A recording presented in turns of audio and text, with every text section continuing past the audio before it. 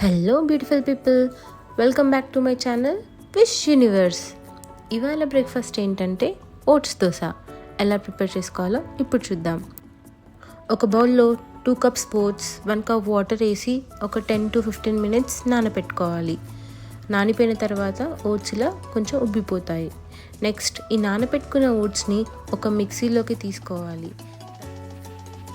ఇందులో కొద్దిగా సాల్ట్, 2 మిర్చీలు, కొంచెం అల్లం వెల్లుల్లి పేస్ట్, అలాగే కొంచెం ఆనియన్ యాడ్ చేసి స్మూత్గా బ్లెండ్ చేసుకోవాలి.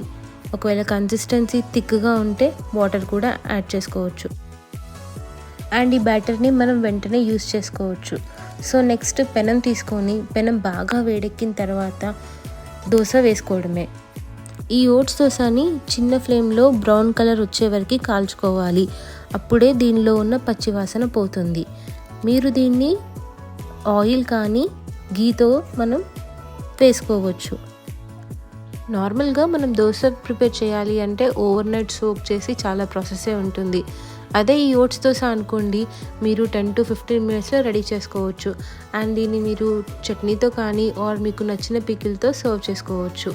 That's it for the video. Thanks for watching.